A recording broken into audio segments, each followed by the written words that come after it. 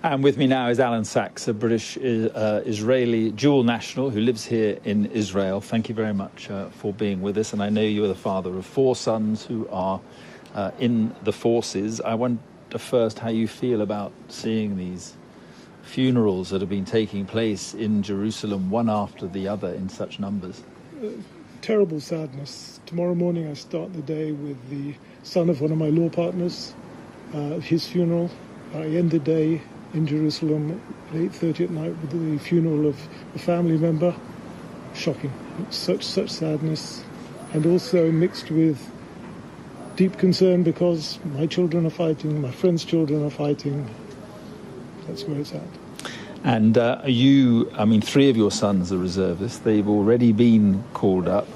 I just wonder, are you proud? Are you worried? Is it both? It's both, certainly. I've never been more proud than saluting my sons. But as a father, you're obviously worried. But at the same time, the unity of the people is so encouraging. The extraordinary response of the people to this, this hour of need has been just miraculous. It does seem, certainly from our reporting tonight, that some sort of major ground invasion is going to be taking place, is going to be necessary. What are your thoughts about that? I'm not a politician, but I'm not sure you would have asked me that question about getting rid of Islamic State in other parts of the world. We have an issue here which is as barbaric in its behaviour as Islamic State, and there comes a time when you can no longer deal with bullet holes by putting a band-aid on. A ground invasion will involve loss of life for sure on both sides. And on both sides it's a tragedy, and I'm not saying that flippantly. It's tragic on both sides. But there is an evil that has to be uprooted here, and if the powers that be, and I hope they do it thoughtfully, feel that a ground invasion is necessary, then that's what's necessary. Alan, tell me about the impact that this atrocity, this awful event has had on Israel. It's actually quite extraordinary because 2 weeks ago we were thinking that civil society in Israel was tearing itself apart. Now, 2 or 3 days after this invasion, the people are together in such extraordinary manner. Everybody's supporting, everybody wanting to volunteer. Nobody's asking, are you left wing, right wing, are you for or against Bibi? It's extraordinary. It's just above politics. It's, Israel has a people's army.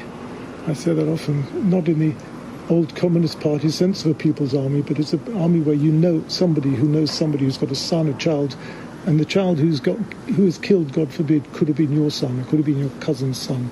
Everybody's involved. Everybody wants to be involved. So there has been this sea change in the mood in the people, and unfortunately brought about by this tragic and horrific series of events. But society's changed.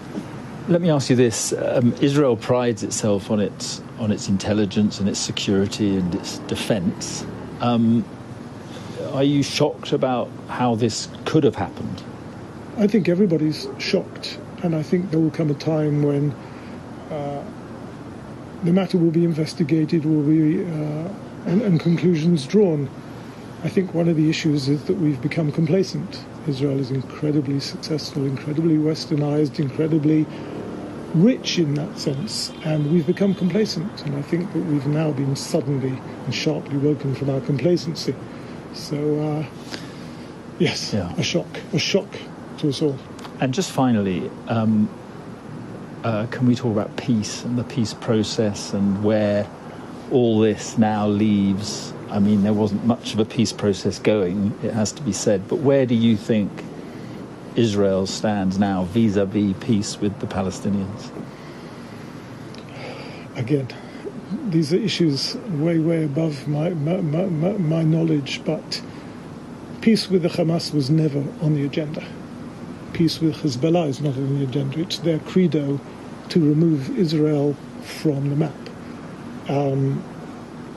If there is someone to speak with, if it's the Palestinian Authority, if it's a growth in relations with Saudi Arabia, whether that will be set back because of this. All of these are questions up in the air. Clearly, relations with Saudi Arabia will be a game changer, and maybe a game changer in the overall peace situation. But as I say, I'm a citizen. No, not absolutely. So let's end on the personal.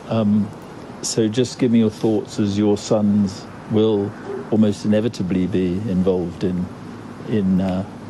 conflict. Life is fragile, and if life is fragile and lived on the knife edge, you have faith. You have faith in the ability of the people who are leading them in battle. You have faith in God Almighty, or whichever God you follow, and you go to bed at night with a prayer and hope that everything's fine. Okay, well, Alan, appreciate your time. Thank you for coming in to see us, and well, I'm just sorry it's in these circumstances. But we should meet on better occasions. Yes, well, I'm sure we will. Okay. Thank you. Thank you very much indeed.